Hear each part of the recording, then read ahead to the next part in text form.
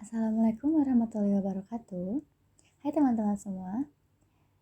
Sebelumnya saya mau mengucapkan terima kasih kepada teman-teman yang sudah mau menyaksikan video ini. Nah, di dalam video ini saya akan sedikit membahas mengenai leadership atau kepemimpinan. Baik, langsung mulai saja ya. Nah, kiranya teman-teman sudah tahu nih bahwa untuk mencapai tujuan organisasional itu diperlukan pemimpin yang efektif. Kenapa begitu? Karena kepemimpinan efektif itu membawa pengaruh positif terhadap motivasi kerja dan juga kepuasan kerja. Nah, sebelum kita memperdalam nih tentang kepemimpinan, ada baiknya kita itu mengetahui dulu apa sih kepemimpinan itu. Nah, jika mengutip dari buku Teori Manajemen SDM karya Muhammad Busro, di sana tertulis bahwa kepemimpinan itu adalah suatu proses mempengaruhi orang lain sehingga orang tersebut dengan sukarela mau melaksanakan kegiatan bersama dalam rangka mencapai tujuan yang telah ditentukan. Nah, dari definisi tersebut kita udah tahu nih, kita udah bisa ngelihat ada apa aja sih elemen dari kepemimpinan itu. Nah, elemen dari kepemimpinan itu ada 4 teman-teman, yaitu ada pemimpin, pengikut, situasi, dan tujuan. Nah, di antara elemen tersebut terjadi interaksi untuk mewujudkan sebuah tujuan. Di samping itu, kepemimpinan itu memiliki dimensi yang disebut dengan dimensi kepemimpinan. Apa sih dimensi kepemimpinan itu? Itu berarti ukuran dari suatu kepemimpinan. Nah, seperti yang kita tahu juga, bahwa perilaku pemimpin itu sangat bervariasi. Ini itu tunjukkan dalam 2 dimensi besar, teman-teman. Nah, dimensi yang pertama adalah dimensi kepedulian atau consideration. Nah, dimensi ini itu berorientasi pada manusia. Jadi, pemimpin itu memfokuskan diri pada usaha mempertahankan hubungan baik dengan para bawahannya. Lalu yang kedua ada dimensi memprakarsai struktur atau initiating structure. Nah, ini tuh dimensi ini berorientasi pada produksi. Jadi, pemimpin memfokuskan pada penyelesaian tugas seperti mengorganisasi pekerjaan dan juga menetapkan tujuan. Nah, selanjutnya ada teori kepemimpinan, teman-teman. Nah, teori kepemimpinan itu menjelaskan kenapa sih seorang itu bisa berhasil memimpin atau bisa mempengaruhi sementara yang lainnya tidak gitu. Nah, di sini ada tiga teori yang menjelaskannya. Yaitu yang pertama adalah teori sifat atau traits theory. Nah, ada anggapan bahwa seorang pemimpin itu adalah bawaan lahir.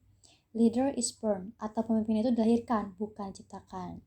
Nah, pada tahun 1940-an, banyak dilakukan studi-studi tentang kepemimpinan dengan mencoba mengidentifikasi sifat-sifat signifikan yang dimiliki oleh seorang pemimpin yang dianggap berhasil secara aktual dalam memimpin.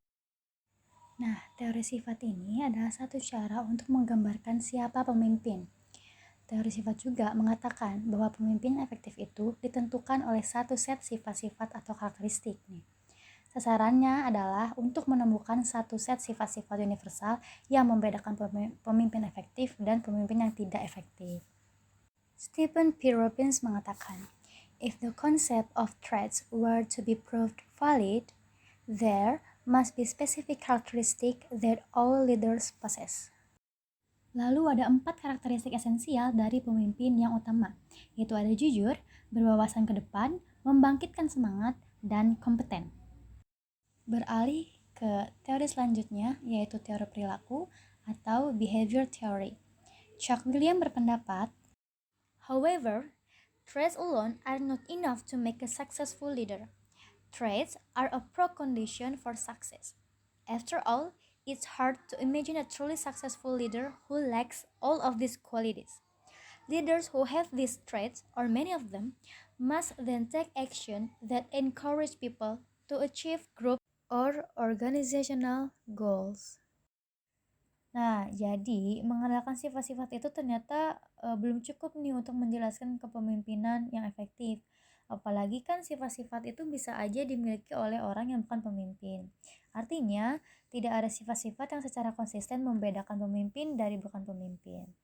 Menyadari bahwa sifat-sifat unggul yang dimiliki seorang pemimpin itu nggak memberi gambaran yang tepat mengenai pemimpin efektif, maka para ahli di tahun 1960-an itu mulai memusatkan perhatian pada perilaku pemimpin, atau gaya kepemimpinan yang ditampilkan pemimpin ketika ia mempengaruhi pengikutnya. Nah, teori ini memiliki asumsi yang dikembangkan, yaitu kemampuan untuk memimpin dan kemauan untuk mengikuti yang didasarkan atas perilaku pemimpin atau gaya kepemimpinan. Apa sih gaya kepemimpinan itu? Nah, gaya kepemimpinan itu merupakan cara seseorang pemimpin secara umum berkelakuan terhadap pengikutnya.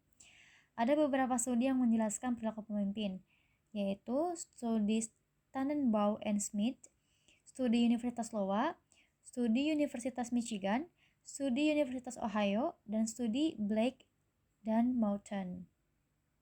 Meskipun pendekatan sifat dan perilaku pemimpin berguna, namun para teoris kepemimpinan tidak menemukan satu daftar sifat atau gaya kepemimpinan tunggal yang terbaik. Maka dari itu, hadirlah teori kontingensi.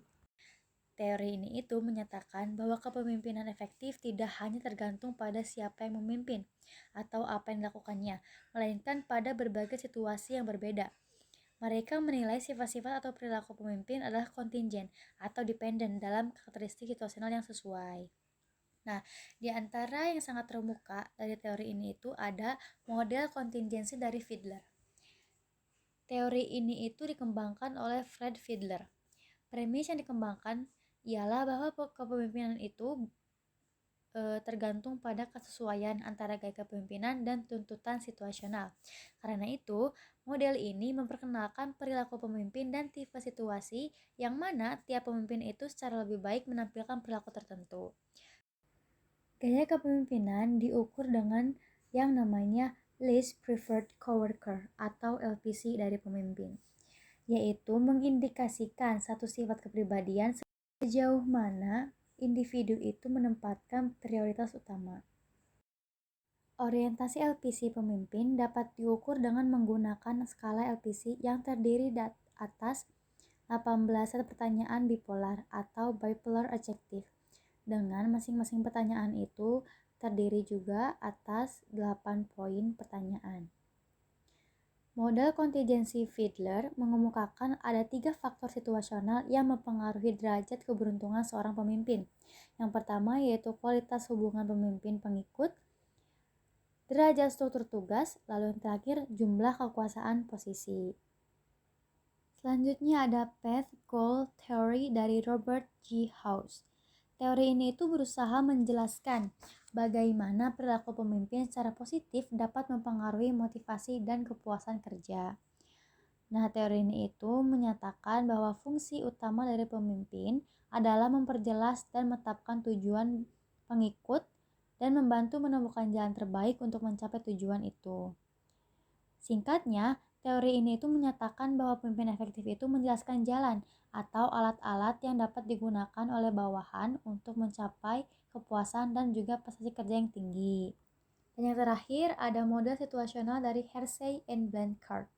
Model kepemimpinan situasional ini dikenal dengan luas, bahkan banyak dibicarakan dan populer dipakai dalam program pelatihan manajemen. Model ini juga disebut dengan Life Cycle Theory of Leadership atau teori daur hidup kepemimpinan. Nah, teori ini dikenal sebagai teori Paul Hersey dan Kenneth Blanchard pada tahun 1969. Model ini termasuk model kepemimpinan dengan perspektif situasional. Model ini menekankan bahwa keberhasilan pemimpin mengatur gaya mereka tergantung pada situasi pengikutnya. Nah, tadi disebutkan kan ada leadership style atau gaya kepemimpinan.